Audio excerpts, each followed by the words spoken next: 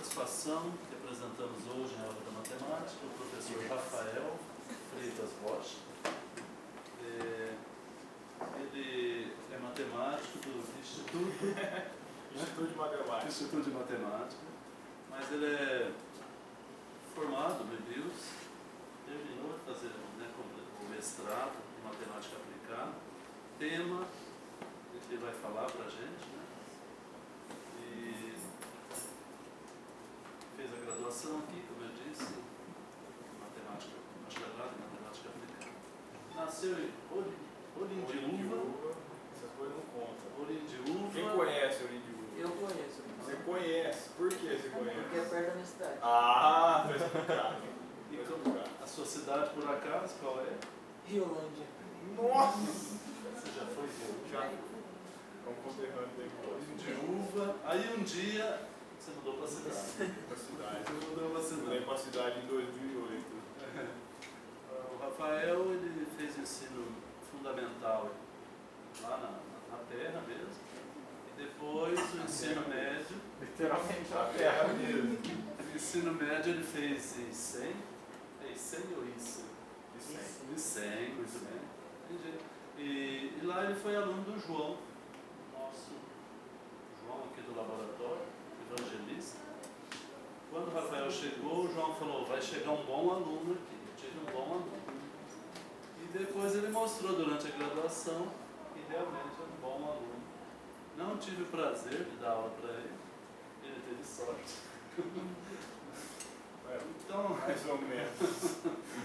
aí, bom, graduação, já falei, bacharelado, mestrado. Agora ele tentou, antes de fazer o mestrado aqui em aplicado, você tentou, foi para o Canadá, no final da graduação.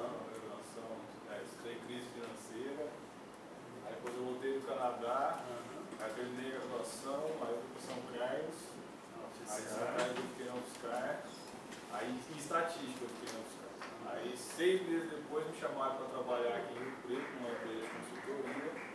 Aí eu larguei tudo, o mestrado que eu tinha começado, fui trabalhar nessa empresa, porque isso era o que eu queria ter feito logo quando eu acabei a minha graduação. Fiquei nessa empresa 1 ano, aí eu descobri muita coisa errada no mercado e voltei para o mestrado. Isso a gente estava em 2013. Aí eu voltei para o mestrado, aí fiz 2 anos de mestrado e agora estou aí, terminei. Essa é consultoria em matemática do seu instituto e curso de matemática. Eu agradeço a sua presença. Vamos ver então o tema aí. O time de futebol é o melhor, embora não ganhe campeonatos, né, por Nós enquanto. não estamos ganhando muito ainda, mas nós vamos chegar lá uma hora. São pessoas acima, talvez, dessas preocupações. Eu sou traz palmeirense, traz artista. Ah, que é coincidência, né? Coincidência. O Cláudio, a Gabriela, a Dani Telly é corintiana. Ela falou semana passada.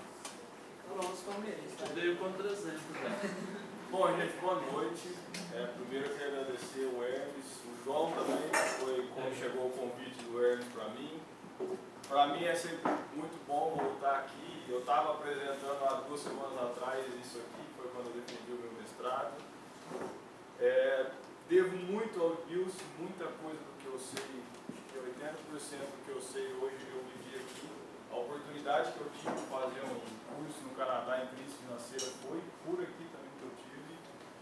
Então, estar aqui para mim sempre é muito bom, vir falar coisas diferentes para mim é sempre bom, e eu sou meio fuçado em matemática, eu sou uma pessoa que gosta muito de dar aula, então, por isso também sou professor no Instituto de Matemática, eu trabalho com matemática em todo nível lá, independente se é de escola ou se é ensino superior, e eu também faço consultoria bastante para agências de publicidade, um mercado que eu não sabia que demandava matemática, e também para indústrias moveleiras. Na parte de indústria moveleira, que é o que eu vou falar para vocês aqui hoje, eu estou conseguindo uma parceria com o NIT, que é o Núcleo de Inovação Tecnológica lá da Unifesp, de Votuporanga, E esse NIT, eles têm uma proposta bem parecida com a proposta do Instituto de Matemática como consultoria, que é criar um produto para as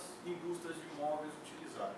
E vocês vão entender qual o produto que é esse quando eu terminar essa apresentação. Pelo menos eu espero que isso aconteça, tá? Então vamos lá. Primeira coisa, vocês precisam saber como é que está esse setor moveleiro hoje em dia no Brasil, tá? Todo mundo, o dia todo, ouve que a crise está aí, está difícil, as coisas estão caras, e não é diferente com a indústria, tá? A indústria sofre muito com todas as coisas que acontecem hoje em dia, tá? No Brasil, a gente tem aproximadamente 19 mil indústrias moveleiras, isso significa que são 19 mil fábricas fazendo móveis para atender o Brasil, certo? Cerca de 330 mil profissionais são empregados, e esses profissionais, a maioria deles não possui ensino superior, tá? Muitas vezes não possui nem ensino médio completo, e isso é uma coisa que faz com que essas fábricas sejam bastante importantes, porque se elas quebram, muita gente sem qualificação fica no mercado e todo mundo sabe, é muito difícil hoje em dia conseguir trabalho com qualificação, imagina sem, tá? Então ela contribui bastante, inclusive nessa área aqui do Brasil. As classes sociais C e B2 contribuíram com 57% de todo o valor gasto com móveis no país. Isso é uma coisa muito interessante, porque nós estamos falando de algumas classes econômicas que não são tão fortes, economicamente falando, no país, tá? E por que a gente tem que a classe econômica B2 e C, elas representam o maior percentual de consumo de móveis no país? Isso apesar de todas as críticas que existem em torno do governo que a gente tem hoje, eu não vou entrar nesse assunto, porque não cabe a mim discutir isso. Se teve uma coisa que o governo criou que foi útil, foi o Minha Casa Melhor, tá? O Minha Casa Melhor é um braço desse programa Minha Casa Minha Vida, que vocês já devem ter ouvido falar, que fornece lá subsídio para a pessoa poder comprar um imóvel. E esse Minha Casa Melhor, ele vai lá nessas pessoas que compraram o imóvel pelo Minha Casa Minha Vida, chega nessas pessoas e fala assim, ó, tô R$5.000 aqui para você gastar com móveis ou eletrodoméstico.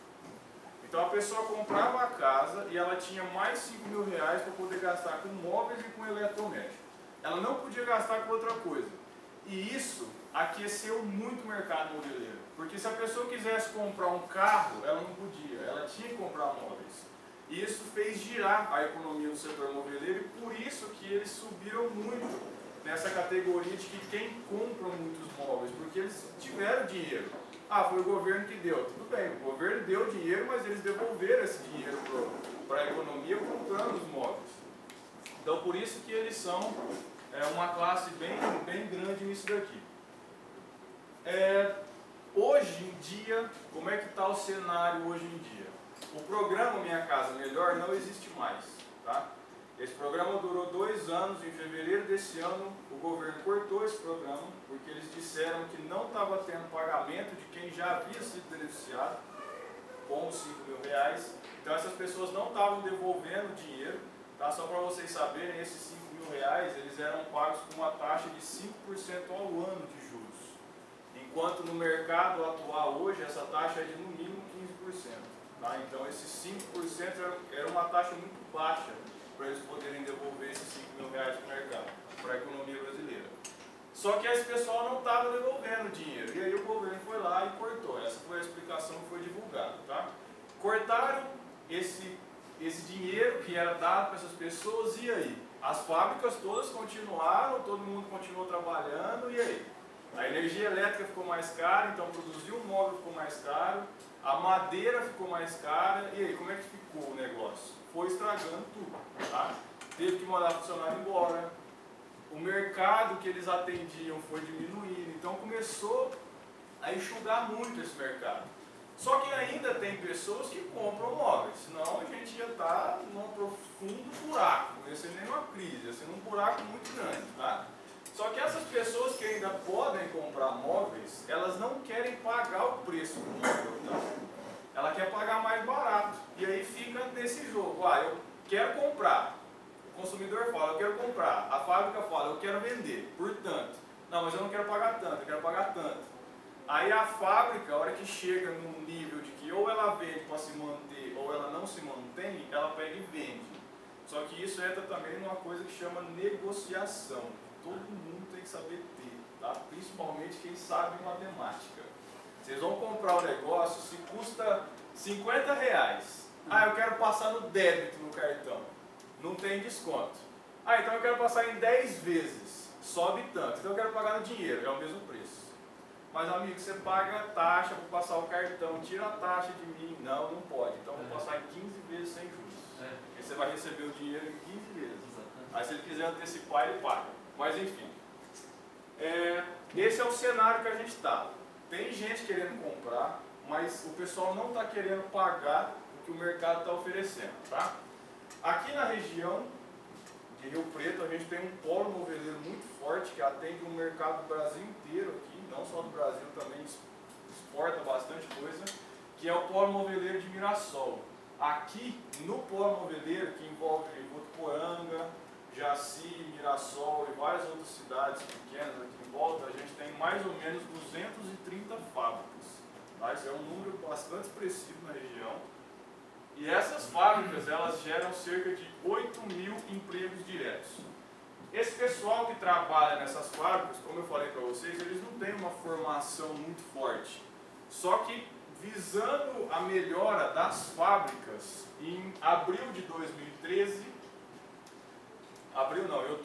em outubro de 2013, o Senai criou um projeto para treinar essas pessoas a trabalharem nessas fábricas. Então, nesse centro de treinamento moveleiro aqui, aprende de tudo quanto é coisa que acontece dentro de uma fábrica de móveis, tá? E aí essas pessoas puderam ser qualificadas. Outra coisa que aconteceu foi que um pouquinho antes, em abril de 2013, eles criaram um projeto para poder escoar a produção que tinha aqui. Porque todo mundo fazia vários móveis aqui na região. E aí tinha que mandar isso lá para Rondônia, por exemplo. Uma fábrica tinha que mandar 10 camas lá para Rondônia, por exemplo. Você acha que essa fábrica ia produzir as 10 camas e amanhã ia soltar para Rondônia? Ela ia esperar mais um mês para ver se entra mais um pedido para ir lá para Rondônia. Ia esperar mais 50 dias para ver se entra mais alguma coisa para ir para Rondônia. Então, para ela poder despachar essa carga para Rondônia, era muito caro, porque ela só tinha 10 camas para mandar. E aí começou a acontecer que os produtos eram tudo entregues com atraso. E aí o pessoal começou a não querer mais comprar. Ah, eu vou comprar lá na fábrica de Mirassol, mas é para chegar daqui 30 dias, vai chegar daqui 3 meses o negócio. Aí o pessoal começou a parar de comprar. Aí deu uma diminuída na compra dos produtos daqui. Aí foi criado, junto com o Sebrae, esse projeto, que é o seguinte: existia um sistema onde várias fábricas cadastravam os produtos que tinham que ser enviados lá para Rondônia, por exemplo. Aí juntava todas as fábricas, lotava um caminhão rapidinho. Aí pegava esse caminhão e já mandava, aí era entregue no prazo. Então é uma coisa muito simples, mas que demorou quantos anos para ser feito, tá? Dentro do polo moveleiro de Mirassol tem a cidade de Jaci, que é onde tem a fábrica que foi objeto do estudo do meu mestrado, tá? Eu não posso falar o nome da fábrica, mas tem alguém de Jaci? Não tem ninguém de Jaci, então ninguém vai saber que fábrica é. Jaci tem uma população de 6.300 habitantes, mais ou menos, tá? E nessa cidade tem 72 fábricas moveleiras. Vocês acham que é a principal atividade econômica da cidade ou não? Hã? Tem o quê? Jaci tem milho. Tem milho também, exatamente. Também tem milho. Tem lá. Tem a festa do milho, famosa também, né? Mas a indústria moveleira é a principal atividade econômica da cidade. Tá? Tem muita fábrica, então a probabilidade de você pegar um lá e ir trabalhar numa indústria de móveis é muito grande. Tá? Uma dessas fábricas, dessas 72, é essa S Imóveis, que é uma fábrica que eu peguei os dados dela para poder resolver o problema que eles tinham lá. Essa fábrica é fundada em 1991 e ela tem 42 colaboradores, certo? É uma fábrica, digamos, de pequeno porte, ela não é muito grande. Ela tem 32 produtos disponíveis no mercado e agora entra uma coisa interessante. Desses 32, 4 representa quase 50% da produção mensal dela, certo? Então, eles têm um catálogo de produto muito amplo, mas eles produzem poucos móveis 32 tipos que eles têm, tá? E aí o que acontece nessa fábrica? Eles tinham muitos produtos que tinham que ficar lá disponível. Então eles tinham que deixar a tinta mais ou menos pronta, podia cair um pedido ali eles poderem fazer, eles tinham que deixar a madeira de um determinado tipo lá no estoque, podia que caísse um produto daquele eles tinham que fazer. E aí ficava esse negócio em estoque, sendo que eles sempre produziam mais desses 4, tá? Aí o ano passado começou uma reforma nessa empresa, porque morreu um dos donos lá, aí começa a briga de filho para pegar herança, não sei o quê. E aí acabou trocando o catálogo, mas ainda existem muitos produtos e poucos que são vendidos, tá? Então essa reforma ela não foi efetiva, digamos assim. Aconteceu, mas ela não foi efetiva. A fábrica lá passa por muita dificuldade, eles já mandaram algumas pessoas embora, tá? Por conta disso que está acontecendo, a energia está cara e tudo mais que eu falei aqui no começo. O que é esses 4? O que fabrica mais? Guarda-roupa? Mesa de computador, olha só, mesa de computador. Todo mundo tem mesa de computador em casa aqui? Quem tem mesa de computador em casa? Levanta a mão. Em casa, em casa, exatamente. Hoje em dia, você vai mudar para a sua casa. A primeira coisa que você vai comprar vai ser uma mesa de computador? Não. Né? Não vai ser uma mesa de computador. Segunda coisa que vende lá, sofá-cama. Isso eles vendem bastante. Sofá-cama com aquele baú aqui embaixo que é para poder caber coisa. Tá? Terceiro produto que eles vendem lá, cama de solteiro. Eles vendem muita cama de solteiro, certo? Só que aí a gente tem outro problema, porque hoje em dia tem uma coisa que chama cama box, que está acabando com o mercado de cama de madeira, certo? Essa tal da cama box é mais barata para produzir e ela é mais bonita, tudo certinho. Você manda fazer uma cabeceira no marceneiro, aí fica mais bonito e o preço fica mais ou menos igual. E o terceiro e último produto é aqueles painel de televisão de LED, de LCD, certo? Aquele painel que vai que tem aquelas prateleirinhas assim embaixo. Então, são esses 4 produtos que mais vendem lá. Aí eles têm beliche, tem criado mudo, tem mesa, tem cadeira, nossa, só de mesa acho que tem uns 6 tipos diferentes, tá? Mas isso não está vendendo muito. Essas mudanças que a fábrica vem passando, eu já vou chegar na matemática, tá? Tá todo mundo querendo saber cadê a matemática, né? Eu já vou chegar na matemática. Tá bom. Ó, a primeira grande mudança que aconteceu nessa indústria foi a seguinte: antigamente a produção da empresa era por lote. Então todo mundo chegava na fábrica para trabalhar naquele dia, aí o gerente de produção entregava um documento para cada um e falava assim, ó, hoje nós vamos produzir 200 mesas. Independente se aquelas 200 mesas já estavam vendidas ou não, elas eram produzidas. Porque eles tinham, de certa forma, uma garantia de que uma hora ou outra eles iam vender as 200 mesas. Antigamente. Hoje em dia, isso não acontece mais. Hoje em dia só é produzido o que já está encomendado ou está vendido na fábrica. Isso faz com que, às vezes, o pessoal é dispensado, porque não tem o que fazer na fábrica. Não entra pedido, não vai trabalhar. Então todo mundo vai embora. Aquele dia a fábrica nem sempre paga os funcionários, tá? E aí entra na questão toda dos direitos dos funcionários e aí acaba gerando um outro problema, tá? Isso daqui é o esquema de como a fábrica trabalha. As 2 primeiras fases são o corte da matéria-prima e é aqui que entra a matemática, no caso que eu trabalhei com eles lá, tá? Depois que a matéria-prima foi cortada, elas são furadas para parafusar, encaixar uma peça na outra e tudo mais. A partir do momento que as peças foram furadas, pega um exemplar de cada tipo de produto que foi cortado e monta, para ver se a furação tudo está encaixando. Se esse exemplar que você pegou encaixar, significa que todos os outros já encaixaram também, tá? Não vai ficar montando cada um deles. Depois que montou e viu que está certo, algumas peças vêm para essa colagem de borda. Essa colagem de borda é mais ou menos esse negócio aqui, ó. Você tem a madeira, ela é quadrada, certo? A quina dela é tudo quadrada.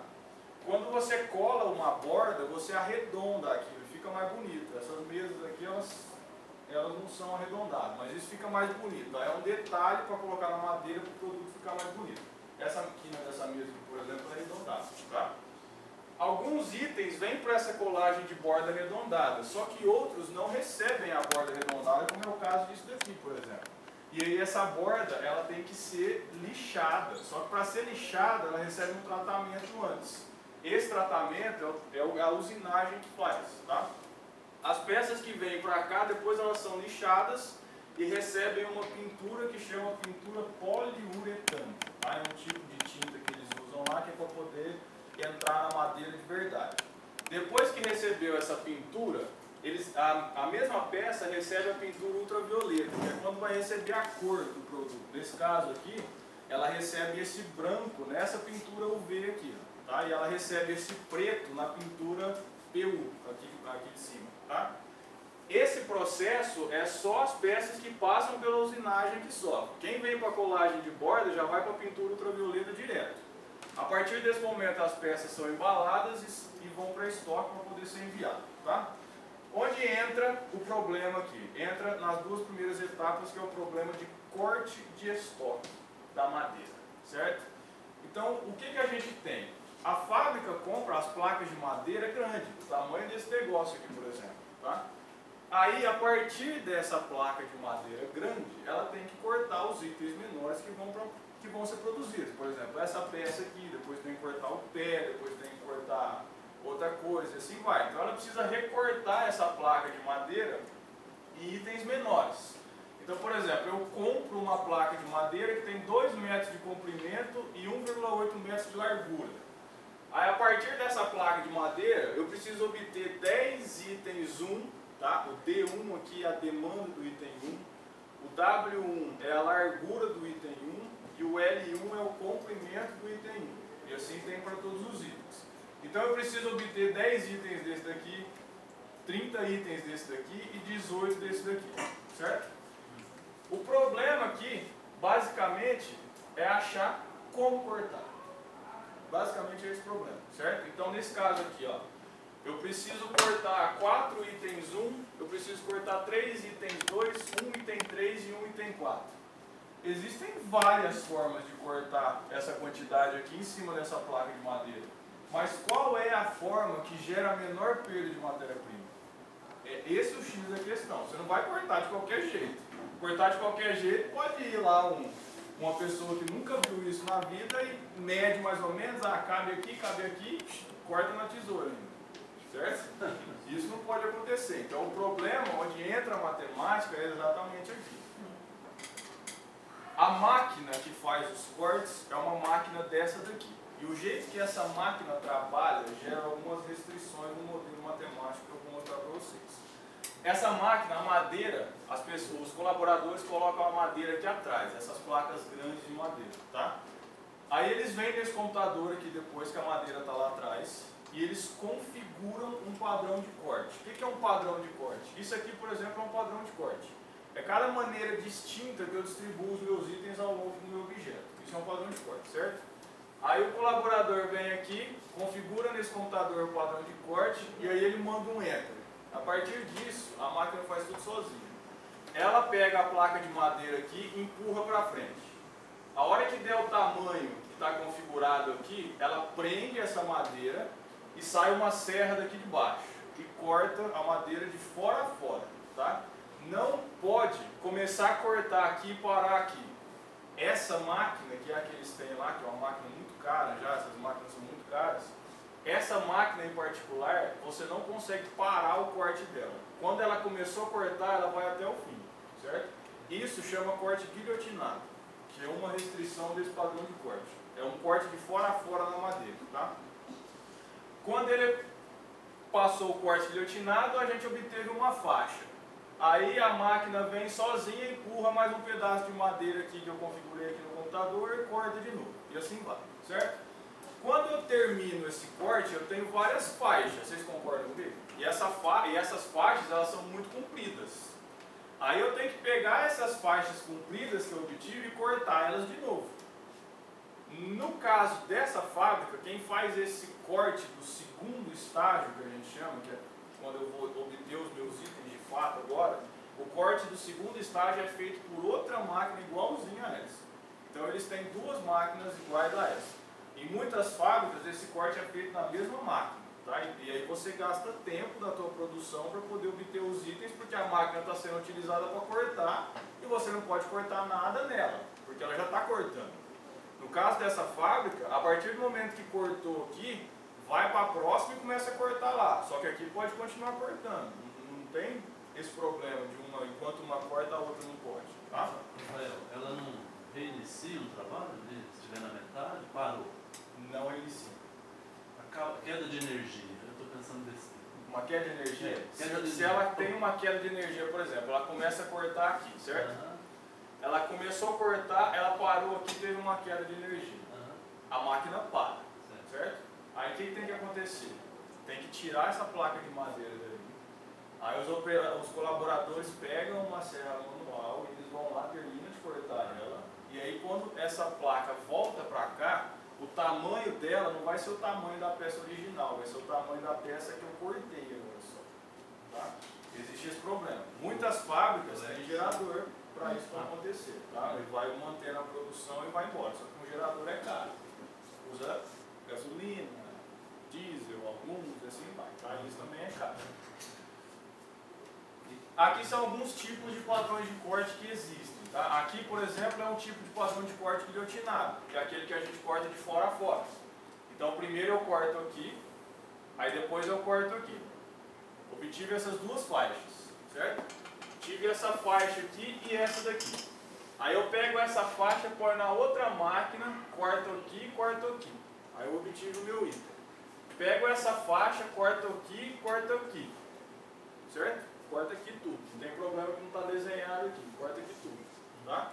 Aí o que acontece? Esse item aqui não está pronto ainda, porque eu preciso arrancar esse pedaço daqui. Certo?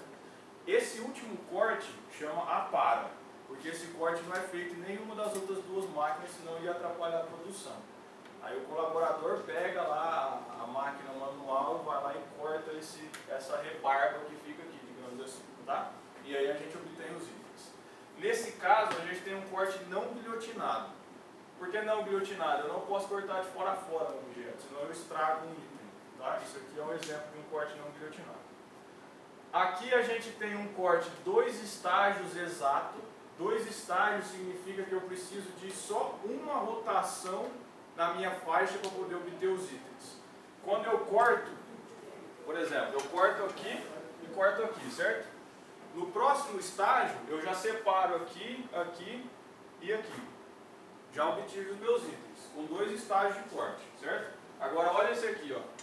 Eu vou cortar aqui e vou cortar aqui, certo? Aí eu obtive essa faixa, obtive essa. Aí depois eu vou cortar essa. Quando eu corto essa, ainda tem esses 2 itens aqui juntos. Então eu preciso de mais um estágio para poder separar os dois, certo? Eu só faço a para quando eu separo o item de matéria-prima perdida. Nesse caso, eu estou separando 2 itens, então isso não é a para, isso é um novo estágio. Tá? Todas essas restrições variam de fábrica para fábrica de acordo com a máquina que ela usa para poder cortar. Tá?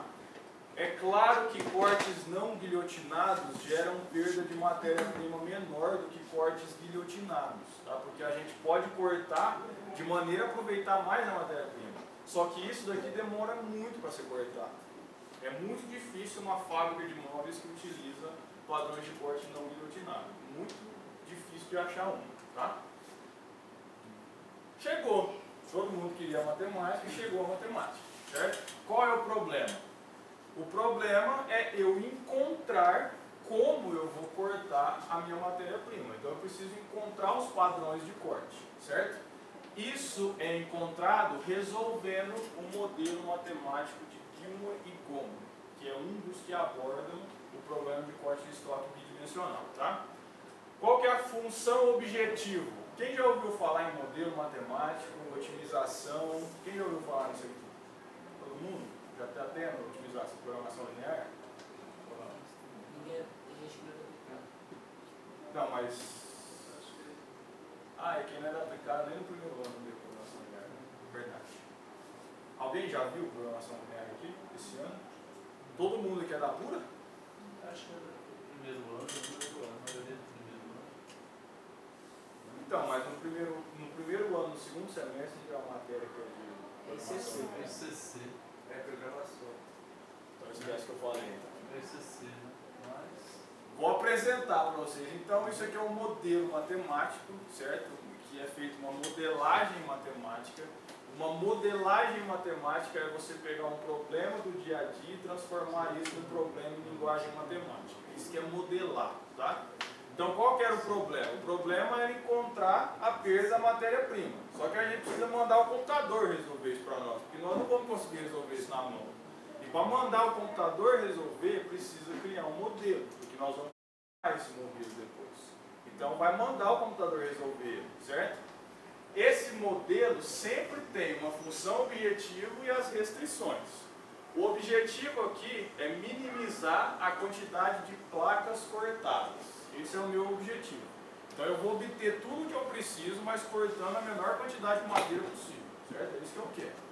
Qual que é a minha restrição? Essa restrição aqui, ó, ela garante que a quantidade de itens que eu corto tem que ser igual ou superior à demanda de cada um deles. Então se eu preciso de 20 itens 1, a hora que eu juntar todos os itens 1 que eu cortei, tem que dar 20 ou mais. Eu não posso cortar 15 itens, senão eu não vou conseguir produzir o que eu quero, certo? Todas essas variáveis, o xj aqui é variável, tá? Todas essas variáveis são inteiras. Porque vocês concordam comigo que não faz sentido eu cortar meia placa de madeira? Como é que eu corto meia placa de madeira? Até tem na prática. O cara que corta lá, muitas vezes, ele está lá faz 20 anos cortando a matéria-prima. Então ele tem tudo na cabeça dele por experiência como ele corta. Aí às vezes ele pega uma placa de madeira grande, corta metade dela. Aí nessa metade ele vai distribuir os itens que ele precisa, tá? Mas para o computador não tem como a gente falar isso para ele, ó, corta só metade da placa de madeira, certo? Porque a gente vai gerar padrões de corte infactíveis. Padrões de corte infactíveis são aqueles que não são possíveis de serem reproduzidos na realidade, tá? Então eu vou encontrar uma resposta que o cara quando for cortar lá não vai conseguir cortar. Aí a gente tem um problema, certo? Porque eu obtive uma resposta que para ele não serve. Por isso que essa variável aqui tem que ser inteira. Como que vai ser resolvido isso? Isso é resolvido computacionalmente, tá? E existe uma técnica que é conhecida como método simplex. Provavelmente quem for para aplicado aqui vai ter que saber muito sobre o método simplex, tá? Que esse método resolve praticamente todos os problemas de programação linear, certo?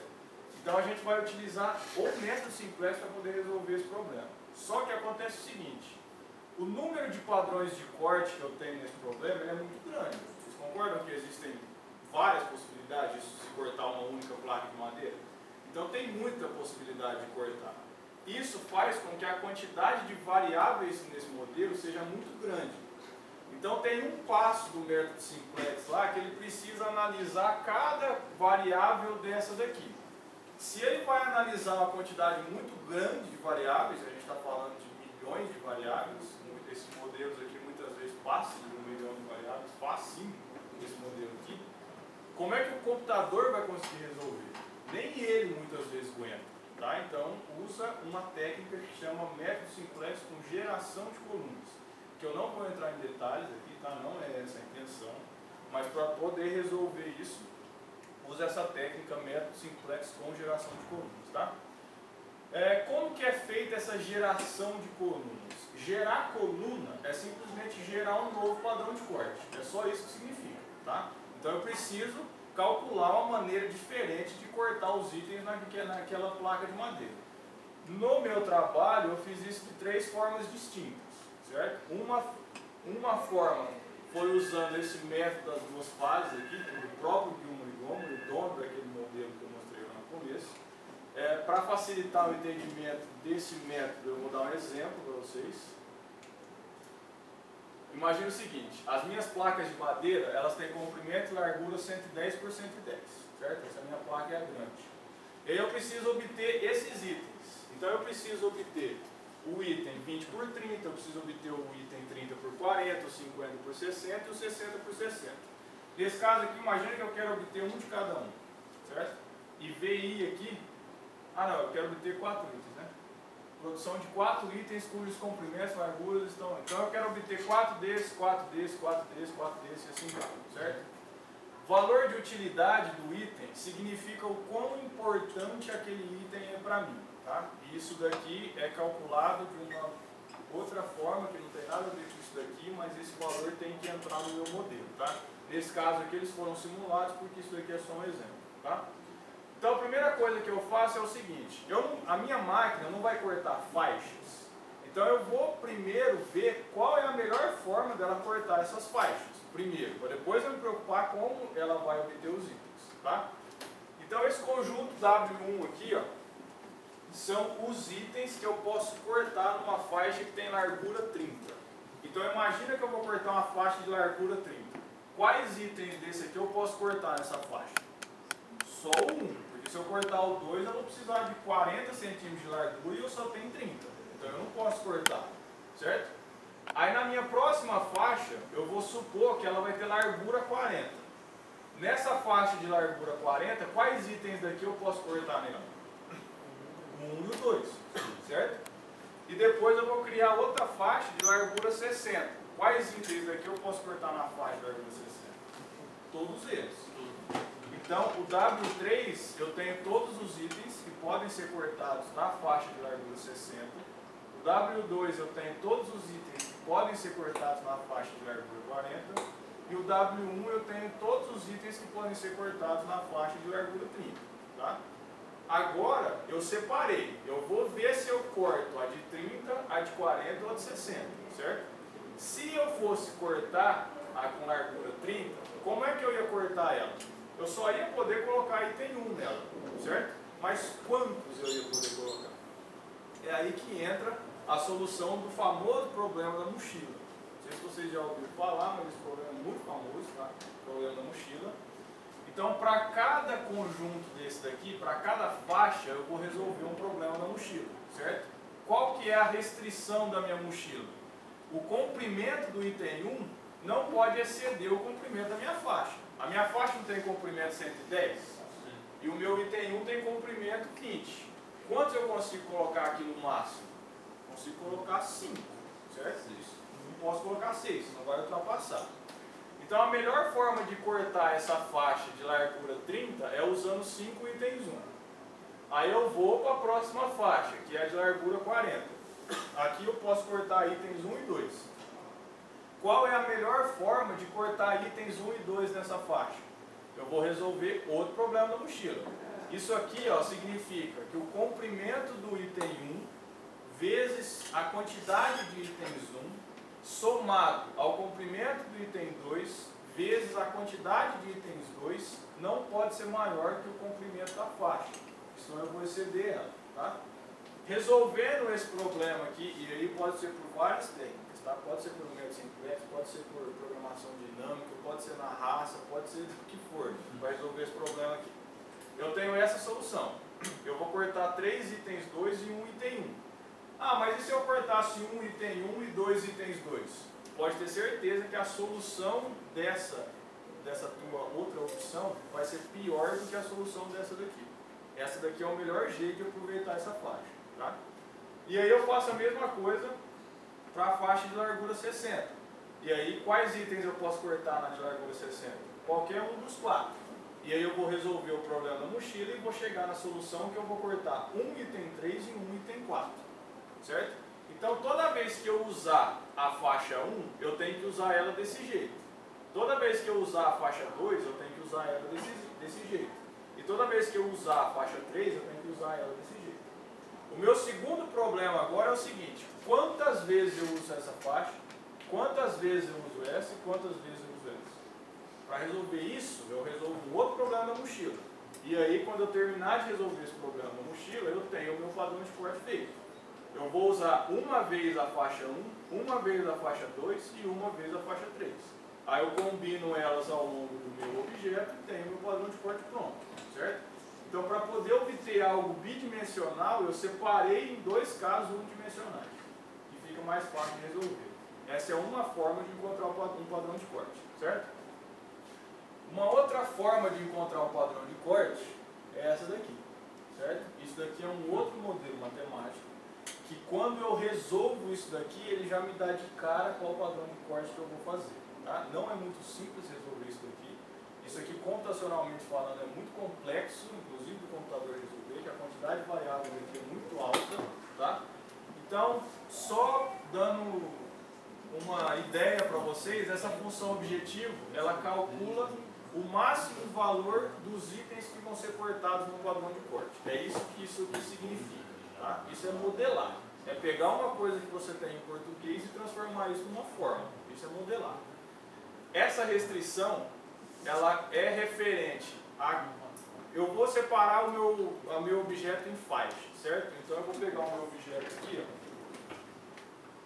Vou pegar o meu objeto aqui e vou dividir em faixas. Vou dividir aqui, vou dividir aqui, vou dividir aqui. Certo?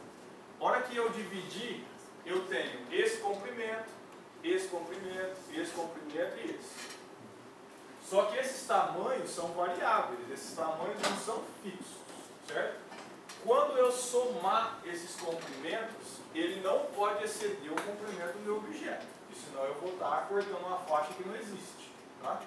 Isso significa essa restrição. Essa restrição me garante que eu não vou cortar faixas que não podem ser cortadas. Tá? Da mesma forma que eu tenho para os comprimentos, eu tenho para as larguras. Então, por exemplo, se eu vou cortar esse objeto nessas larguras aqui, ó, eu tenho que garantir que a soma dessas larguras que eu estou cortando não vai exceder a largura do meu objeto. E isso quem diz para o modelo é essa restrição aqui. Essa outra restrição aqui, ela garante que dentro de um retângulo, por exemplo, esse retângulo aqui, ó, eu não vou ter sobreposição de itens. Quem garante isso é essa restrição. Tá? O que é sobreposição de itens? Eu não vou cortar um item em cima do outro. E se eu fizer isso, eu vou estragar um item. Tá? Então isso não pode acontecer. Opa! Bom. Tá. Essa daqui é por... Acabou a bateria. Essa daqui é da sobreposição de itens. Essa daqui fala que todos os itens que eu vou cortar numa faixa não podem superar o comprimento dela. Então, por exemplo, pega essa faixa aqui. Todo item que eu cortar aqui não pode exceder o comprimento dela. Senão eu estou cortando coisa que também não existe. Tá? Essa restrição aqui faz a mesma coisa que essa, só que para a largura do objeto.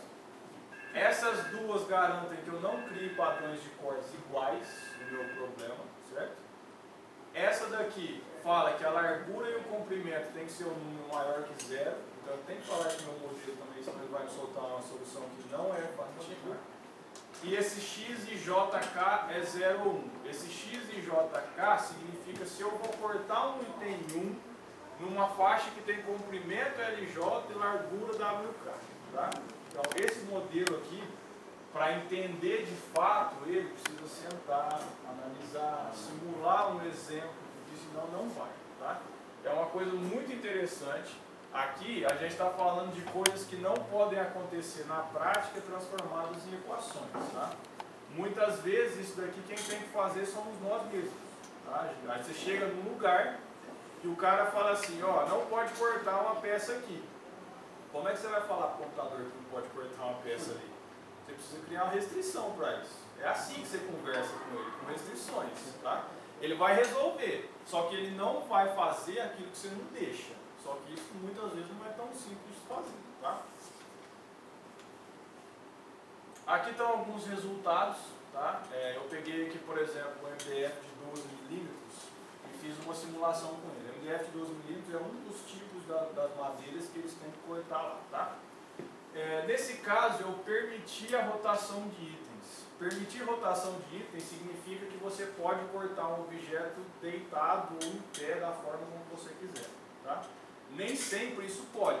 Imagina a porta de um guarda-roupa, onde uma porta está com a nervura da madeira assim e a outra está com a nervura da madeira assim. Será que vai vender esse guarda-roupa? Não vai vender, certo?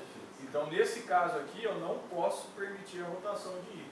E aí muda bastante aquele modelo lá. Nesse caso aqui, eu permiti porque as peças não tinham orientação de nervura de madeira. Então, tanto faz o jeito que eu vou produzir elas, tá? Então, aqui, por exemplo, eu precisei de 54 objetos para cortar tudo que eu precisava, de acordo com o método que eu utilizei, certo?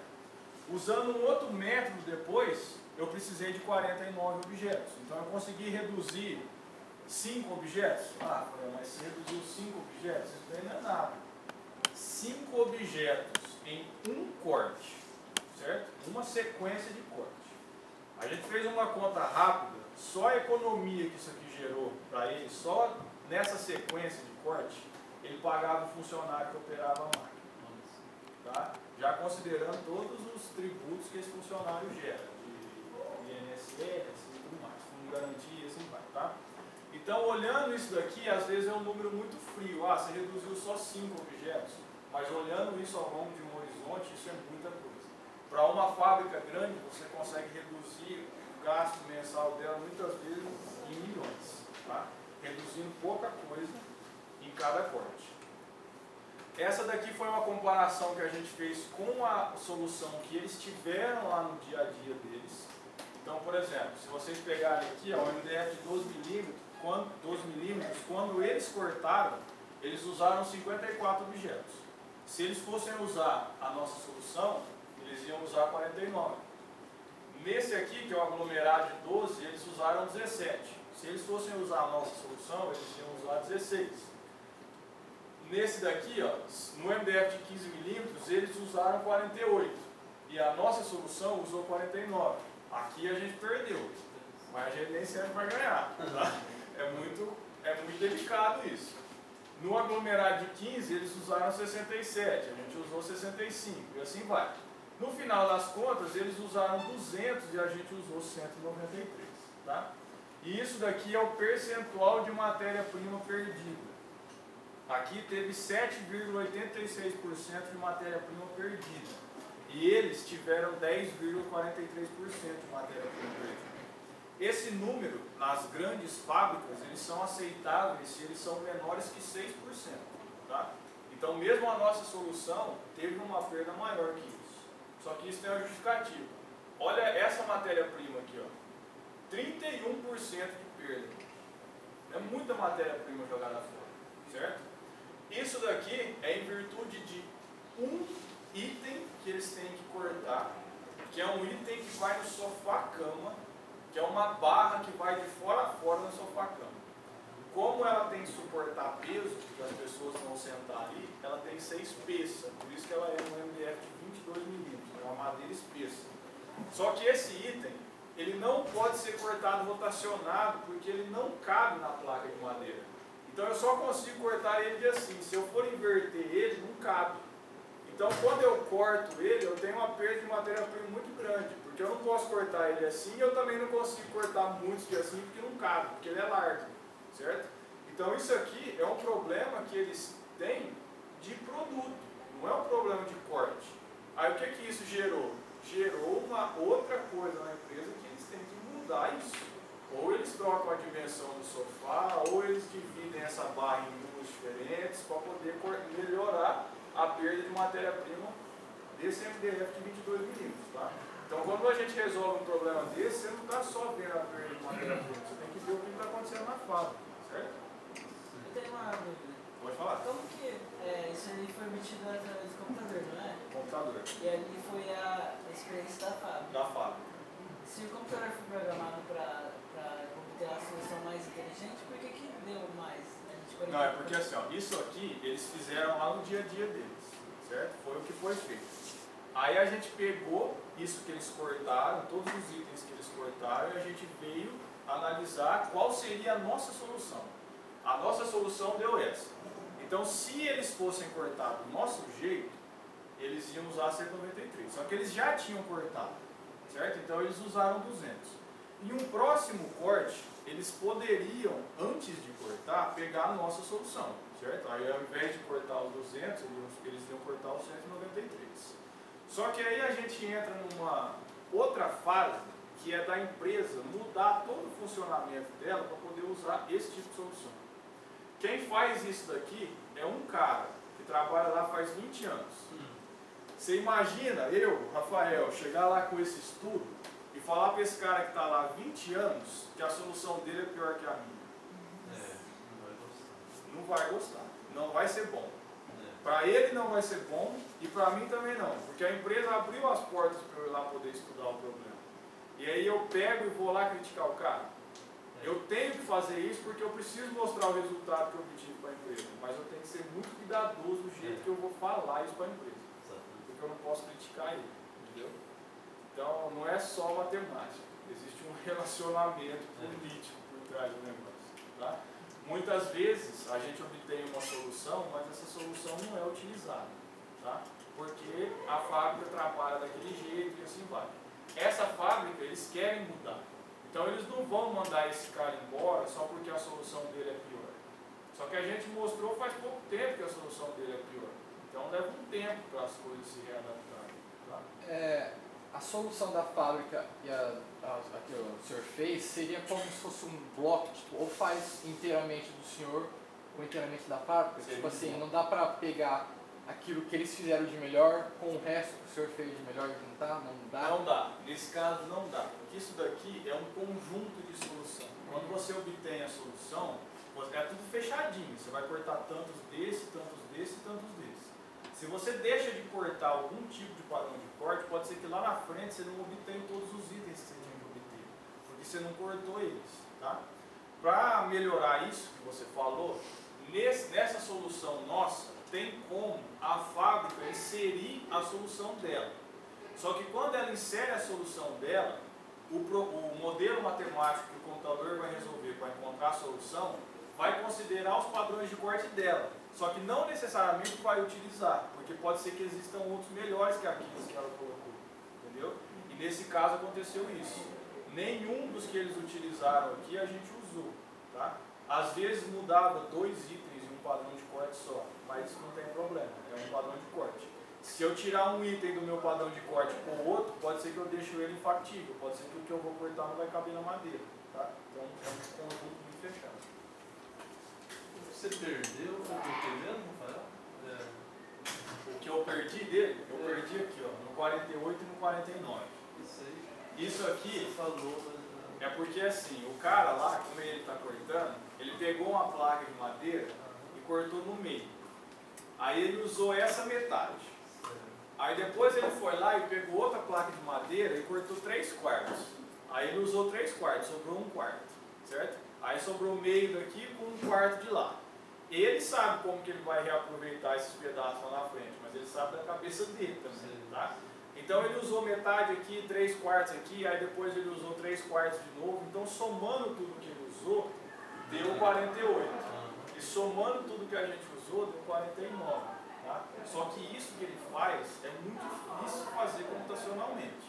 Porque nós estamos falando de um problema que qualquer coisa que acontece resolve ele na hora. A partir do momento que você mandou o computador resolver, esquece. O computador vai resolver e vai te soltar a solução daquilo que você pediu. Ele não vai ficar considerando casinhos isolados.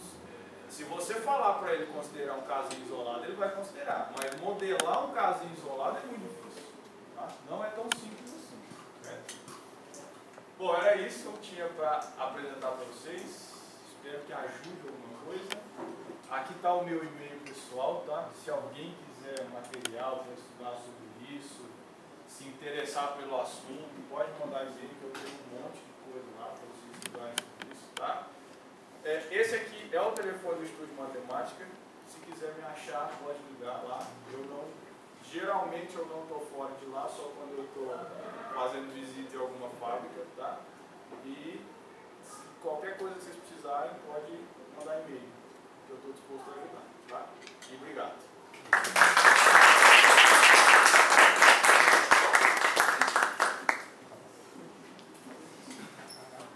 Alguém mais alguma pergunta? Se quer falar, pode fazer. O que é esse Instituto de Matemática? O Estúdio de Matemática, eu trabalho com consultoria, é uma empresa, tá? Eu trabalho com consultoria, só que eu também dou aula. Porque eu não sei como professor ficar sem dar aula. É uma coisa que eu gosto. Então lá eu dou aula de matemática, curso de matemática, qualquer coisa, mas eu também faço essas coisas aqui, que é a parte de consultoria. Tá? Tem estágio lá também? Oi? Tem estágio nessa empresa também? Estágio tem, mas não muito nessa parte de consultoria, tá? Porque uma coisa que eu também preciso falar para vocês é, se tem alguém aqui que está com intenção de fazer matemática aplicada, vocês têm que correr atrás de muita coisa que não é oferecido aqui, tá? Eu, Rafael, não consigo conversar com um matemático aplicado, por exemplo, que não saiba falar de juros. Para mim isso não existe. Eu acho que toda pessoa que faz matemática tem que saber o mínimo de juros. Porque qualquer pessoa que vocês vão conversar, vocês vão fazer entrevista em qualquer empresa. Você sabe de juros? Não. Mas você é formado em matemática, como é que você não sabe de juros? Nós não estamos falando aqui de um negócio muito complexo, nós estamos falando de uma integral de linha, de superfície para resolver. Nós estamos falando de juros. Tá? É básico isso. Então, essa matéria não é obrigatória, eu acho que nem para matemática aplicada essa matéria é obrigatória. Tá? Mas, isso é muito bom, deveria ser para todo mundo. Tá? Deveria ser obrigatório para todo mundo, mesmo para quem faz puro. Tá? Matemático puro tem a ideia de que ele não precisa saber nada de aplicação de matemática. Nós precisamos muito deles, porque com os teoremas e tudo mais, a gente consegue melhorar a eficácia desses métodos. Mas isso não pode ficar só no papel, isso tem que sair do papel e ajudar alguém. Nesse caso, está ajudando uma fábrica. Tá? Outra coisa que tem que aprender por fora, é um negócio que chama Excel. Quem sabe mexer em Excel? Isso é muito importante. Programar em Excel, usar as funções C, as condicionais, fazer tabela dinâmica, isso é uma coisa muito importante. Tá? Aqui não tem nenhuma aula. Na minha época, a engenharia de alimentos tinha um curso de Excel que eles ofereciam e aí tinha que pagar para fazer. Mas eu sou formado em Excel lá pelo Senac, é um curso que eu propaganda do Senac. É um curso muito bom, eles têm profissionais muito fortes nessa área, e uma calculadora que chama HP12C. Tá? Essa calculadora, quem for fazer matemática financeira vai ter um primeiro contato com ela, só que essa calculadora, gente, ela é sensacional. É um computador que anda na sua mochila, na sua bolsa, até no teu bolso. Tá? Essa calculadora é demais. Então, quem pensa em fazer matemática aplicada, pelo menos essas três coisas. Faz matemática aplicada, aprende Excel e aprende a mexer na financeira. Tá? Isso é difícil, porque vocês têm que fazer cálculo 1, cálculo 2, depois tem que fazer funções de variáveis complexas, depois tem que fazer topologia. A Hermínia que eu digo, tanto que eu sofri em topologia. Nossa, nada. O mestrado eu precisei fazer. Como é que chamava? Eu nem lembro o nome da matéria. Teoria da medida? Teoria da medida. Lá em São Carlos? Não, aqui. Essa aí eu fiz aqui. Aqui? Esses negócios, eu ficava vendo, o professor ia falando e eu ficava falando, gente, cadê? Onde é que eu vou usar? Eu ficava procurando. Eu entendo que muita coisa a gente tem que saber, porque a gente tem que saber. Mas muita coisa a gente tem que buscar um lugar para aplicar. Não é assim, demonstra esse teorema aqui para mim. A gente sabe tanta coisa, o nosso nível de matemática chega numa hora que é tão grande que a gente se perde. E agora? Eu sei isso aqui tudo, mas e aí? Tá? Então aprende esse negócio que é bom em inglês, tá? Porque a hora que alguma oportunidade do exterior cair no colo, é bom já saber inglês. Tá? Porque se for deixar para aprender lá na frente, pode ser tarde. Tá? É isso aí. Excelente.